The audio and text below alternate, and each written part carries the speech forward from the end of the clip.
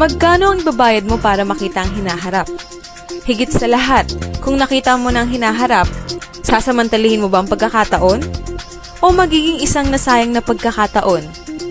Mga stocks na dapat sana binenta mo, isang lupa na dapat pala binili mo, ang pagkakataong pinalagpas mo. Ilan pang pagkakataon ang darating sa buhay mo? Maaari, ito na ang huli. Kaya makinig kang mabuti. Once every 10 years, merong dumarating na talagang nagmamarka sa atin. Noong 70s, lumabas ang VCRs. Noong 80s naman, sumikat ang mga personal computer. Dekada 90, nauso ang internet. Ang mga taong sumabay sa kalakasan ng personal computers noong 80s, naging mga milyonaryo. Yung mga matatalinong ginamit naman ng internet upang magpayaman noong 90s, mga bilyonaryo na. Ano sa tingin mo ang mangyayari sa susunod na 10 taon? Sa best-selling books na The Next Trillion and Wellness Revolution ng kilalang economist na si Paul Zane Pilzer, sinabi niya na sa dekadang ito, may additional $1 trillion every year ang magagastos ng US sa industriya ng kalusugan o wellness industry. Ang mga healthy people ay bibigyan ng mga products that will make them feel even healthier, look better, at pababagalin ng epekto ng pagtanda o para maiwasan ang development ng sakit. Isipin mo, 20 years ago, hindi mo man marinig ang tinatawag na wellness industry. Pero ngayon, nagkakahalaga ng mahigit kumulang sa $300 billion ang yearly sales sa industriyang ito sa US. Halos kaparehas ng bentahan ng sasakyan sa US. Ngayon, ito ay nagkakahalaga ng $300 billion kada taon. But by the end of this decade, $1 trillion na ang halaga nito. That's equivalent to $1,000 billion a year. Para sa hindi mahilig sa math, lalago ito ng 300%. Paano mangyayari ang ganong paglago? Paano nalaman na lalago ito ng ganon? Dahil yan sa mga baby boomers. Naririnig mo na sila this past 20 years. Sila ang mahawak ng ating economy for over 20 years. Ito na ang tamang panahon para makasama ka dito. Ang mga baby boomers ay umiidad 40s and 50s. Ito ang mga taon ng kalakasan ng kanilang pagkita. Mas maraming dollars at maraming panggastos. Ang mga boomers ang nagpalago sa housing industry, SUVs, personal computers at internet. In short, ang mga baby boomers ang bumubuo sa 6 trillion ng $12 trillion economy ng US. Although less than 30% sila ng US population, binubuo nila ang kalahati ng gross domestic product ng US. Higit sa lahat, nakahanda silang magdagdag ng 1 trillion sa $6 trillion na ginagastos nila para mapanatili ang isang bagay na higit pa sa kanilang SUV, kondo o computer man.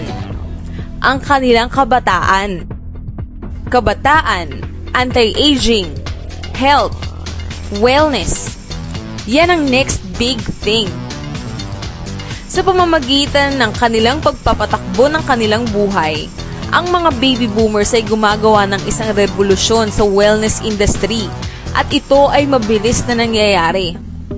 Tignan mo lang kung paanong ang mga pagbabagong inaabot dati ng mga 10 taon, ngayon nangyayari na lang in a few years or less. Nung maimbento ni Henry Ford ang Model T noong 1908, inabot ng 70 years bago naging $1 trillion ang industriya ng mga sasakyan. Nang ilabas ng IBM ang pinakaunang personal computer noong 1981, inabot lang ng 10 years upang maging $1 trillion ang computer industry at malagpasan ang industriya ng mga sasakyan. Ngayon, lalagpasan pa ng wellness industry ang $1 trillion sa susunod lamang na 5 taon. $1 trillion. That's $2.7 billion every day, $114 million every hour, $1.9 million every minute. Noong 1990s, umakyat ang bilang ng mga pamilyang milyonaryo sa US. Mula 3.6 million, naging 7.2 million millionaire families. Ang prediction ng ekonomistang si Pilzer, madaragdagan ng another 3.6 million families ang magiging millionaire sa susunod na 5 taon. Marami sa kanila magmumula sa wellness industry. Paano ka makakasama sa paglagong ito? May 4 kang paraan. Una, bilang isang practitioner. Ikalawa, bilang isang manufacturer. Ikatlo, bilang isang retailer. O pang-apat, bilang isang distributor. Ang mga practitioners gaya ng mga doktor, massage therapists, chiropractors at naturopathic healers ay may malaking pag-asang yumaman. Yan ay kung kaya nilang bayaran ng kanilang mga personal loans, insurance companies at iba't ibang hulugan. At kung kaya nilang ipagpalit ang oras at panahon nila kahit sa kanilang pamilya para sa pera. Maganda rin maging isang manufacturer. Iyan ay kung may daan-daang milyon ka pang invest sa infrastructures, patents, research, shipping and receiving at kung ano-ano pa. Retailing, tignan natin. Meron kang pambayad sa franchise fees? Kaya mo ang 7 araw na pasok kada linggo? May pambayad ka sa advertising? Kaya mo mag-monitor ng inventory? At higit sa lahat, mag-aayos ka ng mga problema sa mga empleyado mo? Distribution? Exactly.